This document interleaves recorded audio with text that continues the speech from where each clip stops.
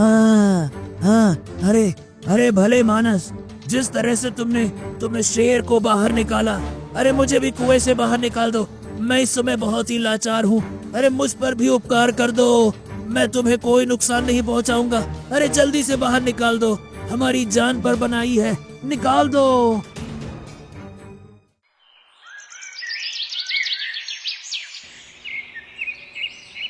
मृणालपुर गांव में सुबह का समय था। पुरुषोत्तम अपने झोपड़ी के बाहर चिंतित बैठा था।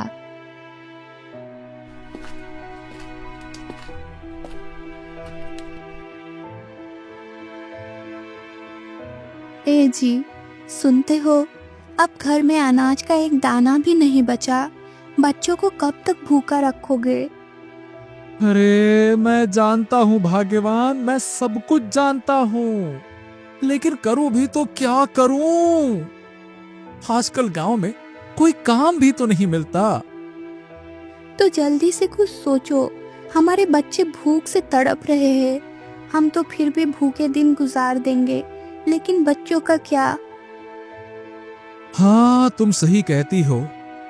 ठीक है भाग्यवान, तुम चिंता मत करो, मैं धन कमाने के लिए दूसरे राज्य जाऊंगा, लेकिन अपने बच्चों को भूखा पेट नहीं सोने दूंगा। शायद दूसरे राज्य जाकर मेरी किस्मत बदल जाए। पर इतना दूर तुम अकेले कैसे जाओगे? रास्ते में खतरे भी हो सकते हैं। हाँ, लेकिन भगवान पर भरोसा रखो भाग्यवान, सब ठीक होगा। अच्छा, मैं कुछ जरूरी चीजें लेकर निकलता हूं, है ना? बच्चों का ध्यान रखना।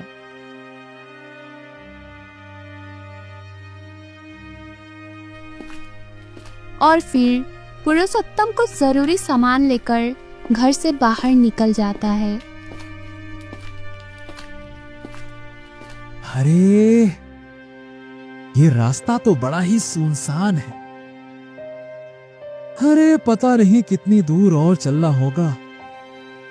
अरे ये, हाँ, और गर्मी भी बहुत अधिक पड़ गई है और गला भी सूख रहा है। कहीं से पानी मिल जाए तो अच्छा होगा।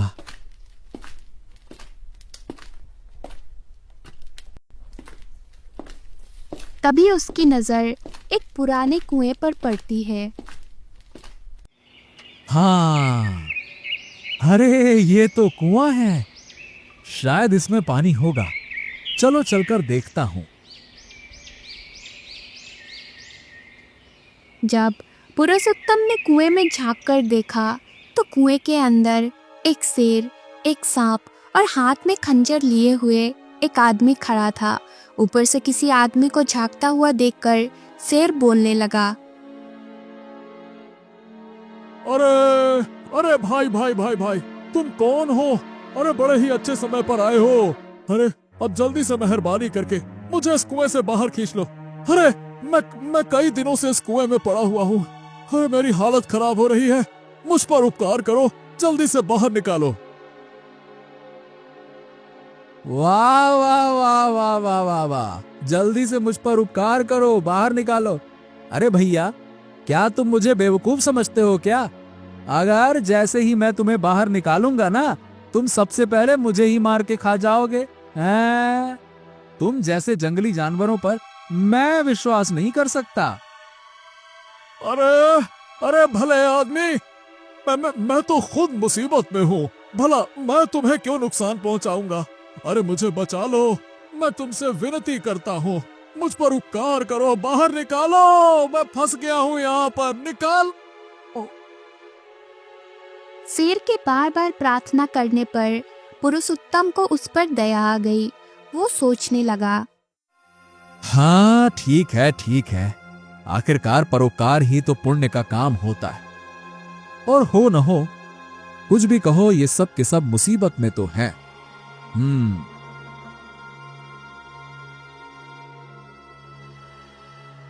हाँ हाँ, देखो भाई, मैं तुमसे वादा करता हूँ कि तुम्हें किसी भी तरह का नुकसान नहीं पहुंचाऊंगा और हमेशा तुम्हारा एहसान मंद रहूंगा। अब जल्दी से यहाँ से निकालो। अरे अरे हमारी जान पर बनाई है, सोचो मत, बस निकाल दो यहाँ से, उपकार करो हम पर। तभी सोच विचार करके पुरुषोत्तम ने रस्सी डालकर उस शेर को कुएं से बाहर खींच लिया। शेर ने पुरुषोत्तम का धन्यवाद किया और कहने लगा, हाँ हाँ, मैं तुम्हारा ये उपकार कभी नहीं भूलूंगा।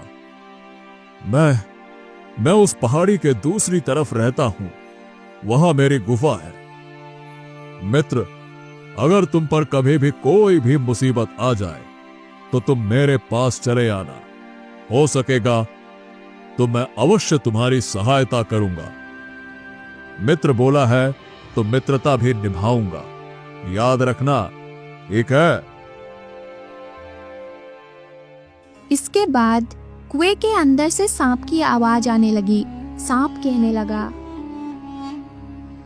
हाँ, अरे भले मानस, जिस तरह से तुमने शेर को बाहर निकाला, अरे मुझे भी कुएं से बाहर निकाल दो। मैं इस समय बहुत ही लाचार हूँ। अरे मुझ पर भी उपकार कर दो, मैं तुम्हें कोई नुकसान नहीं पहुँचाऊंगा। अरे जल्दी से बाहर निकाल दो, हमारी जान पर बनाई है, निकाल दो। अरे बाप रे बाप रे बाप, ना ना ना ना भाई, ना ना, तुम एक सांप हो। अरे सांप की तो आदत ही होती है कि वो मनुष्य को काटता जरूर है। नहीं भैया, बिल्कुल नहीं। अरे देखो, मैंने तुम्हें अगर बाहर निकाला तो तुम फटाक से मुझे फुस करके डस लोगे, तो मेरा क्या होगा? नहीं नहीं भैया, मैं नहीं निकालूंगा। अरे अरे अरे भाई, क्या कोई अपने मददगार को भी नुकसान पहुंचाता है?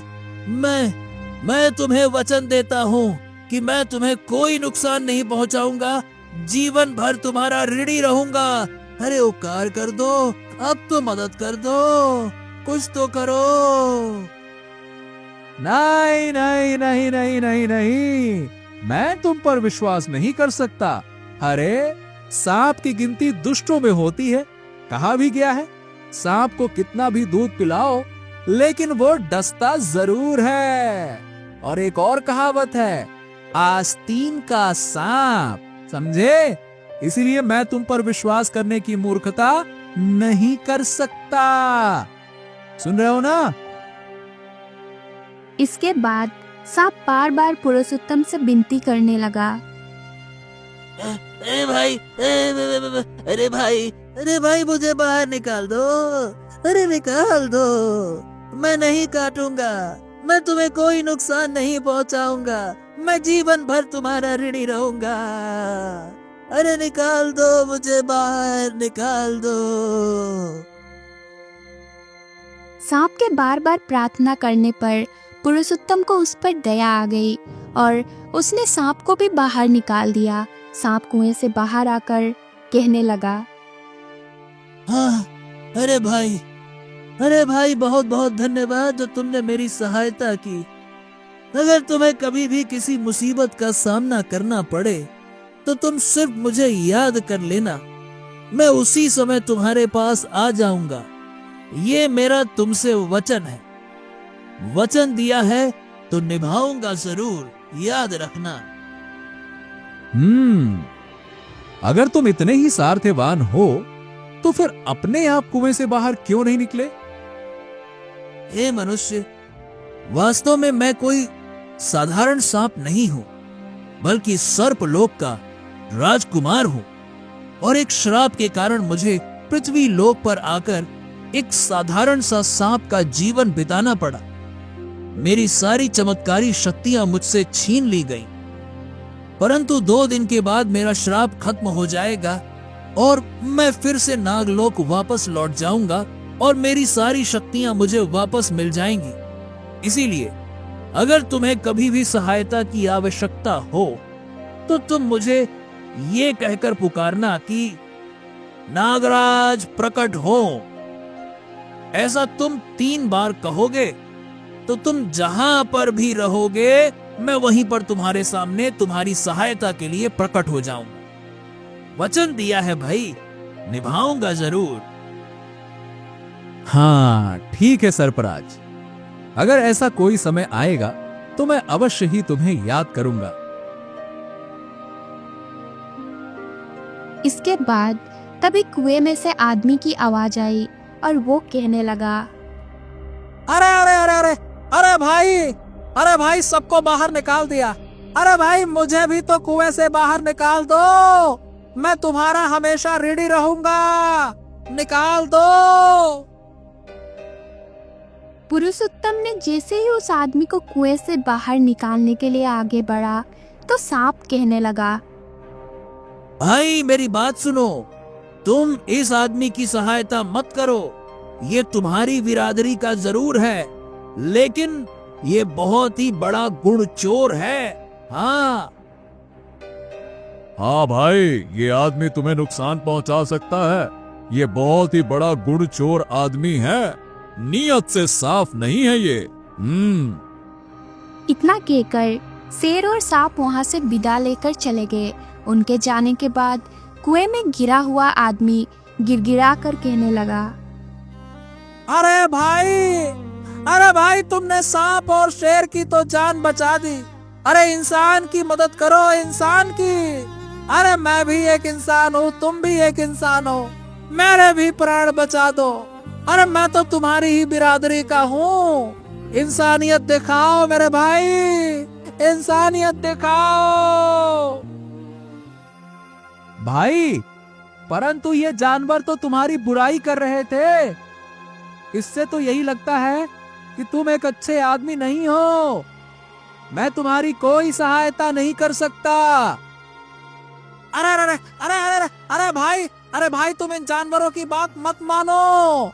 अरे ये तो ऐसे ही बोलते हैं। अरे मैं तो बड़ी ही मुश्किल से इस खंजर की सहायता से अपने प्राण बचाए हुए हूँ, वरना ये जानवर मुझे अवश्य ही नुकसान पहुंचाते। सोच कर देखो, दो जानवरों के बीच में कुएं में मैं कैसे बच पाया। अरे क्या बताऊं, शायद इसीलिए ये मेरी बुराई कर रहे थे, क्योंकि ये मुझे खा नहीं पाए। इसके बाद वो आदमी रोने धोने लगा और जोर जोर से चिल्लाने लगा। ये देखकर पुरुषोत्तम को उस पर दया आ गई। उसने सोचा, हाँ ठीक है, चलो भाई, ये आदमी इतनी मुसीबत में है और जोर जोर से चिल्ला रहा है, चलो इसे भी बाहर निकाल ही देते हैं। ये भी क्या याद रखेगा कि किस आदमी से पाला पड़ा था, पुरुषोत्तम से पाला पड़ा था। पुरुषोत्तम ने उस आदमी को कुएं से बाहर निकाल दिया। उस आदमी ने कुएं से बाहर आकर पुरुषोत्तम का धन्यवाद किया और कहने लगा, हाँ, अरे तुमने जो उपकार किया है उसे मैं 7 जन्मों तक नहीं भूलूंगा। बहुत बहुत धन्यवाद, बहुत बहुत धन्यवाद। अरे भाई, इसमें उपकार जैसी क्या बात, आखिर इंसान ही तो इंसान के काम आता है। लेकिन तुम ये बताओ कि तुम हो कौन? मैं एक सुनार हूँ और इस राज्य स्वर्णपुरी में रहता हूँ। अगर मेरे लायक कोई सेवा हो तो तुम मेरे घर पर जरूर आना, ठीक है? अपना नाम और पता बताकर वो सुनार वहां से चला गया। इसके बाद पुरुषोत्तम ने भी अपनी राह पर चल पड़ा।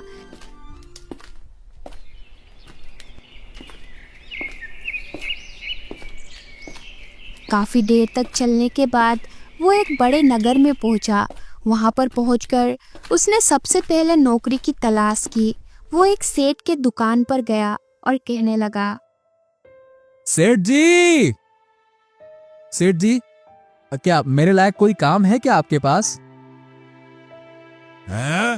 अरे नहीं नहीं नहीं नहीं भाई, अभी यहाँ तो कोई जगह नहीं खाली है। तुम्हारे लिए कोई काम नहीं भैया, आगे बढ़ो जाओ।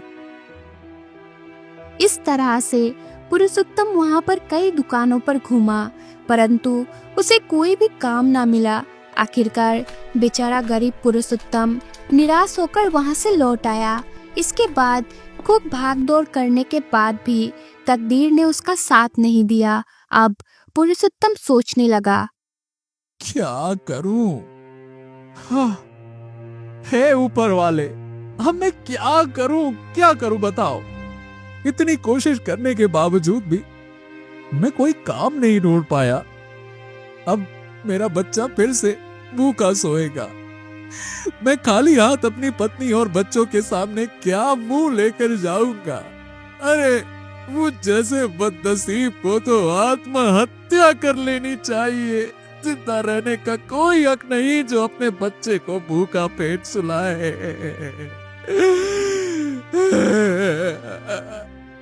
इस तरह से हताश होकर गरीब पुरुषोत्तम आत्महत्या करने के बारे में सोचने लगा, लेकिन तभी उसके मन में सांप और शेर की बात याद आ गई। हाँ, उन लोगों ने बुरे समय में मेरी सहायता करने का वचन दिया था, तो क्यों ना उन तीनों को एक बार आजमा कर देख लिया जाए।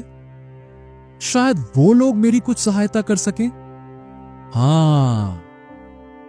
तब आत्महत्या का विचार छोड़कर पुरुषोत्तम उस जंगल में जा पहुंचा जहां पर शेर का गुफा था।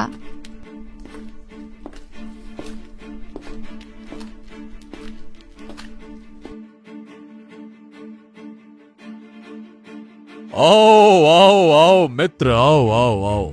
मेरे मित्र तुम मुझसे मिलने आए।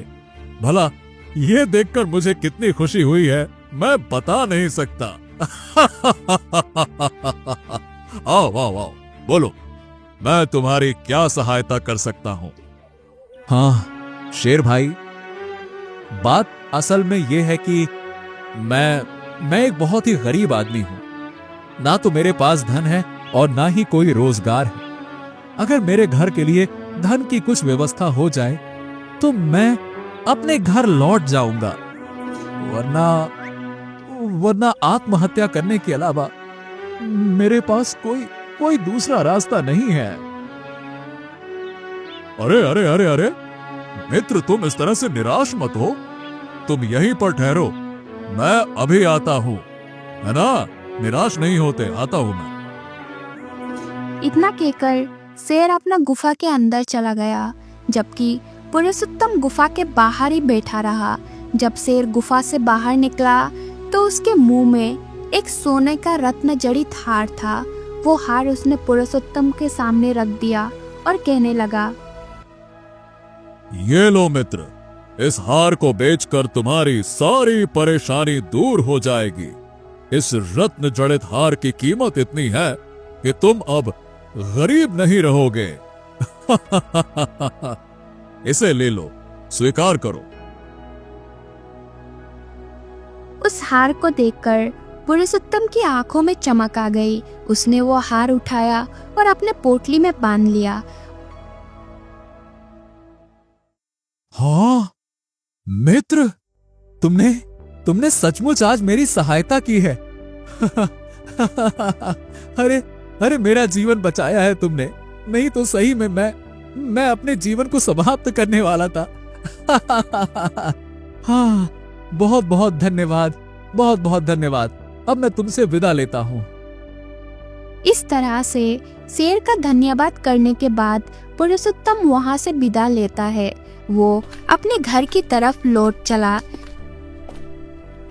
अपने घर की तरफ लौटते समय पुरुषोत्तम के मन अब खुशी से फूले नहीं समा रहा था।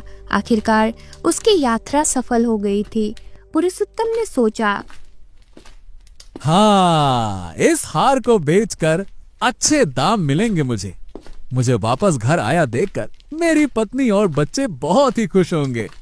हाँ, इस हार की बिक्री से खूब सारा धन मिलेगा। अब हम सुख के दिन बिता सकेंगे। हाँ। इस तरह से सोचता हुआ पुरुषोत्तम चला जा रहा था। तभी उसके मन में दूसरा विचार आया। हाँ, लेकिन ये हार बेचूं तो बेचूं कहाँ? अचानक पुरुषोत्तम को उस सुनार की याद आ गई जिसे उसने कुएं से बाहर निकाला था, और वो सोचने लगा,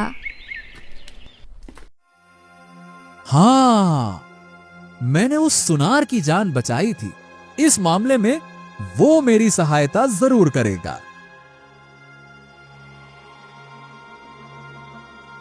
पुरुषोत्तम ने सुनार की सहायता लेने का निश्चय किया और स्वर्णपुरी राज्य की तरफ चल पड़ा। वहां पहुंचकर वो सीधा सुनार के घर गया। सुनार ने जब पुरुषोत्तम को अपने घर पर आया हुआ देखा तो उसका दिल खुश हो गया और वो कहने लगा,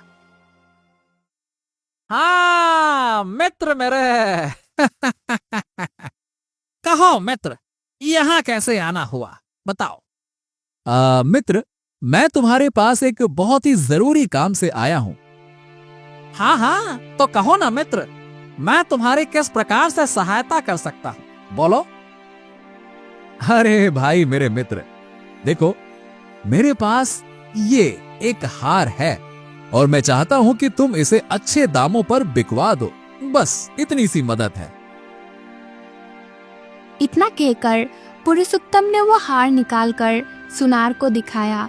हार को देखते ही सुनार सोचने लगा, हाँ, वाह वाह वाह वाह वाह, इतना कीमती हार भला इस गरीब पुरुषोत्तम के पास कहां से आया। यह तो जरूर राजकुमार का हार है और राजकुमार शिकार पर जाने के बाद आज तक वापस नहीं लौटा। यह हार तो मैंने ही राजकुमार को बनाकर दिया था, मतलब मामला कुछ गड़बड़ है। सुनार के मन में राजा द्वारा घोषित इनाम का लालच जग गया। उसने पुरुषोत्तम से अपनापन जताते हुए कहा, मित्र, मैं तुम्हारी सहायता अवश्य करूंगा, लेकिन इस हार के बदले में मुझे किसी अच्छे जौहरी से सलाह लेनी होगी। सलाह मशवरा करूंगा तभी तो मामला बनेगा ना, ताकि मैं तुम्हें इस हार के लिए अच्छे पैसे दिलवा सकूं, ठीक है? इतना कहकर सुनार ने वो हार अपने पास रख लिया और पुरुषोत्तम से कहा, मित्र, एक काम करो, तुम कुछ देर के लिए यहीं पे ठहरो, मैं जौहरी से मिलकर आता हूँ, है ना? कहीं जाना मत, रुकना, मैं आ रहा हूँ। अरे भाग्यवान, भाग्यवान, ये देखो, ये मेरा मित्र है, तुम इसे भोजन करवाओ, इसकी खातिरदारी करो, इसी ने मेरी जान बचाई थी, है ना? इसके आराम की व्यवस्था करो, कोई समस्या नहीं होनी चाहिए इन्हें। मैं जरा बाहर होकर आता हूँ, ठीक है ना? ध्यान रखना इनका। इतना कहकर सुनार अपने घर से चला गया और सीधा राजा के दरबार में जा पहुंचा।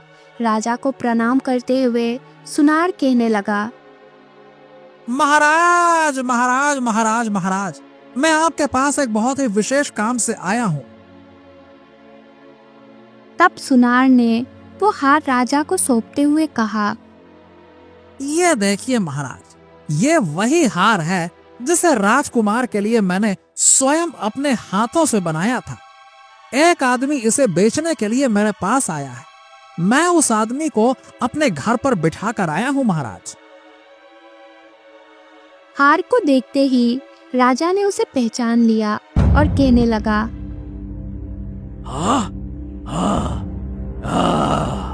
जरूर उस आदमी ने मेरे बेटे को मारा होगा। कहाँ है वो मेरे बेटे का कातिल? राजा क्रोध में आग बबूला हो गया और चिल्लाने लगा, कौन है वो शैतान जिसने मेरे बेटे की हत्या की है और मेरे बेटे का ये हार चुरा लिया? कौन है वो? राजन राजन राजन, वो एक गरीब आदमी पुरुषोत्तम है, वो अभी इस समय मेरे घर पर बैठा हुआ है।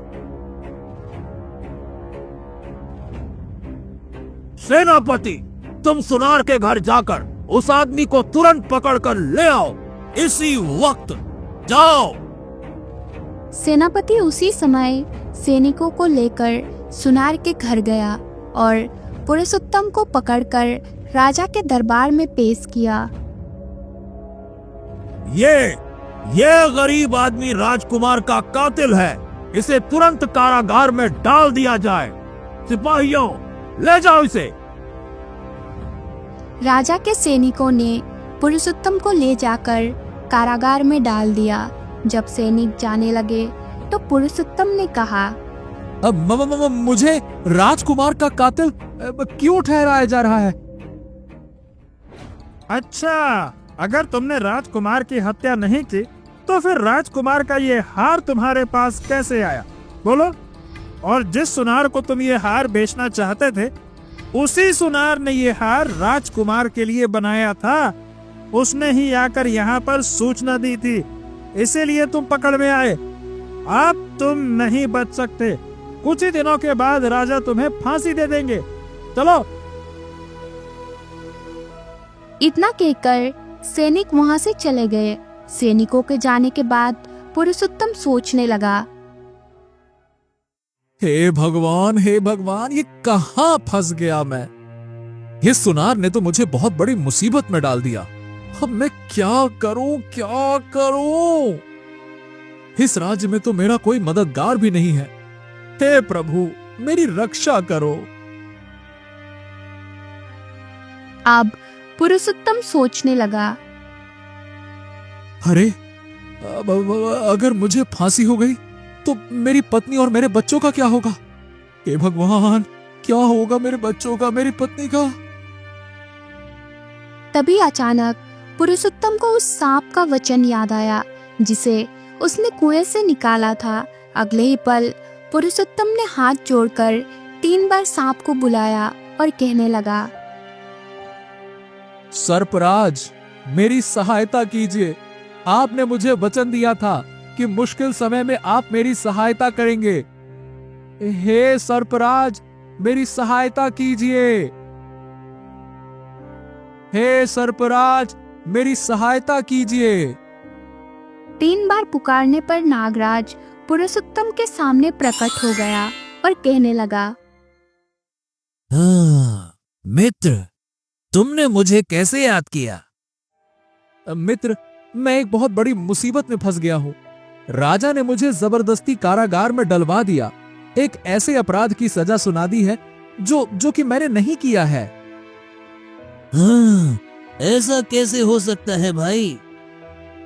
तब पुरुषोत्तम ने शेर के द्वारा उसे हार देने और राजा के द्वारा उसे गिरफ्तार करने का सारा किस्सा कह सुनाया। बड़े ही क्रूर स्वर में वो कहने लगा, मित्र, अब तुम ही मुझे बचा सकते हो। तुमने मुझे वचन दिया था कि मुसीबत के समय तुम मेरे काम आओगे। अब तो मेरी जान पर बनाई है, मेरी जान बचाओ। मित्र, मैंने तो तुम्हें पहले ही कहा था कि वो आदमी 1 नंबर का गुणचोर है। वो इंसान जरूर है, लेकिन इंसानियत नहीं है उसमें। उसकी सहायता मत करना, वो तुम्हारे लिए मुसीबत बन सकता है। खैर, तुमने उसकी सहायता की, ये तुम्हारा बड़प्पन है। और फिर सांप पुरुषोत्तम से कहने लगा, मित्र, अब मेरी बात जरा ध्यान से सुनो और हमेशा अपने जीवन में याद रखना, जो आदमी धन का लालची हो उस पर कभी विश्वास मत करना। जो तुम्हारा पूर्व का बैरी हो उस पर भी कभी यकीन नहीं किया जा सकता। जो स्त्री या पुरुष अनेक लोगों में मन लगाने वाला हो वो तुम्हें धोखा अवश्य देगा। इन 3 तरह के लोगों से कभी भी दोस्ती नहीं करनी चाहिए, क्योंकि चाहे कितनी भी गहरी दोस्ती हो, ये लोग तुम्हें धोखा अवश्य देंगे। इन पर कभी भी आंख बंद करके विश्वास नहीं करना चाहिए, समझे? अब तुमने मुझे सहायता के लिए बुलाया है तो मैं तुम्हारी सहायता अवश्य करूंगा। तो ठीक है, मैंने एक उपाय भी सोच लिया है। मैं चुपके से रानी के कमरे में जाकर उसे डस लूंगा, लेकिन मैं उसमें इस तरह से विष डालूंगा कि मेरे विष के प्रभाव से वो सिर्फ बेहोश हो जाएंगी। फिर चाहे कोई कितना भी प्रयास कर ले, वो होश में नहीं आएंगी।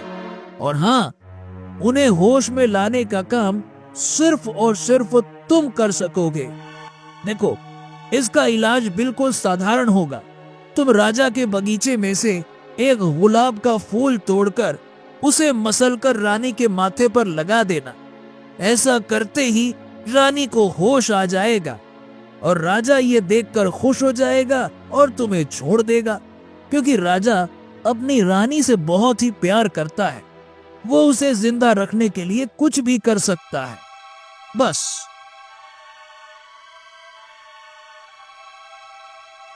सांप पुरुषोत्तम से इतना कहकर जेल की कोठरी से निकलकर रानी के कक्ष में जा पहुंचा। अगले ही पल उसने रानी को डस लिया। रानी तुरंत उठ बैठी और चिल्लाने लगी। सांप खिड़की के रास्ते से बाहर निकल गया। रानी चीखते चिल्लाती हुई कक्ष में जमीन पर गिर पड़ी। राजा के नौकरों ने रानी को गिरते हुए देखा तो वो दौड़कर रानी के पास पहुंचे।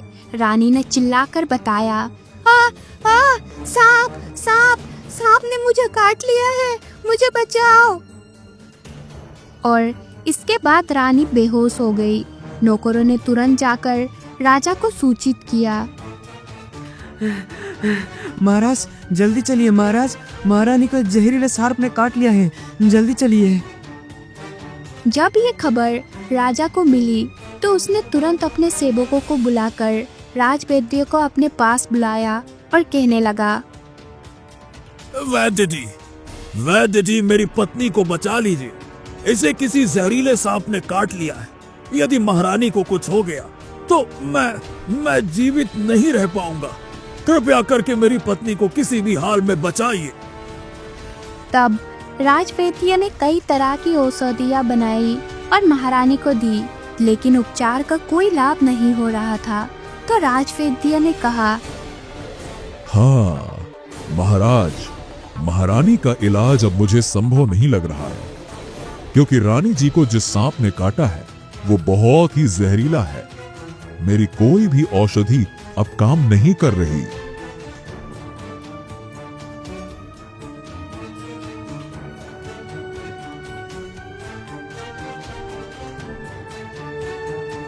लेकिन आप निराश मत होइए, अभी समय है। आप किसी दूसरे वैद्य या हकीम को बुलाकर लाइए। शायद उनके पास कोई ऐसी औषधि हो जिससे रानी ठीक हो जाए।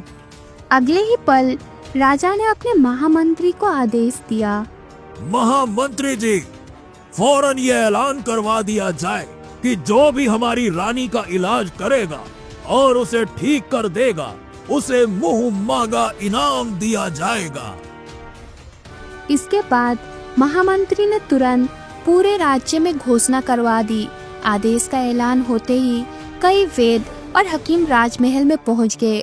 महारानी को तरह तरह की औषधियां दी जाने लगी, लेकिन इतना उपचार के बाद भी महारानी की बेहोशी वैसी की वैसी बनी रही। हाँ, हे भगवान, ये महारानी कैसी मुसीबत में फंस गई।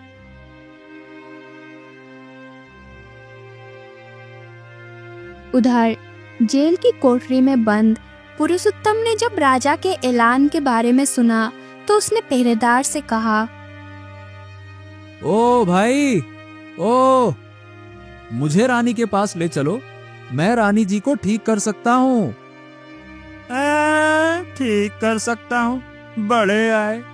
अरे भाई, अच्छे अच्छे वैद्य और हकीम उन्हें ठीक ना कर सके, तुम जो एक हत्यारे हो, तुम कैसे ठीक कर दोगे? उल्टा मारने की नीयत से जा रहे हो क्या? देखिए, मैं आपसे विनती करता हूँ, बस एक बार मुझे महाराज के पास ले चलिए। मैं सच कहता हूँ, मैं महारानी को बचा लूंगा। तब पहरेदार ने ये खबर राजा के पास पहुंचाई। राजा ने तुरंत पुरुषोत्तम को अपने पास बुलाया और कहने लगा, जल्दी से मेरी रानी का जहर उतार दो। अगर तुम ऐसा नहीं कर पाए तो मैं अभी के अभी तुम्हारा सिर कटवा दूंगा। जल्दी करो। ठीक है महाराज, मुझे मंजूर है। मैं अभी महारानी को ठीक करता हूँ। पुरुषोत्तम के विश्वास दिलाने पर उसे रानी के पास ले जाया गया। महाराज, सबसे पहले मैं आपके शाही बगीचे में जाना चाहता हूँ। शाही बगीचे में जाकर पुरुषोत्तम ने वहां से एक गुलाब का फूल तोड़ा। फिर महल में वापस आकर उस फूल को मसल कर रानी के माथे पर लगा दिया। अगले ही पल महारानी बिस्तर से उठ खड़ी हुई। उनके बदन का नीलापन गायब हो गया और उनका चेहरा पहले की तरह चमकने लगा।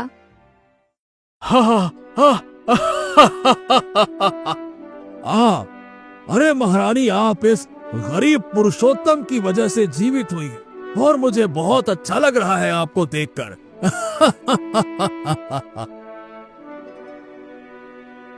हाँ, तो भाई पुरुषोत्तम, अब बताओ तुम कौन हो और ये हार तुम्हारे पास कहां से आया, बताओ। तब पुरुषोत्तम ने राजा को शेर से हार मिलने से लेकर सुनार द्वारा उसे धोखा देने तक का पूरा किस्सा कह सुनाया। राजा ने पुरुषोत्तम की सच्चाई जानने के बाद उसे खूब सारा धन दिया और उसे सम्मान पूर्वक अपने राज्य से विदा किया, जबकि उस सुनार को गिरफ्तार कर जेल में डाल दिया गया।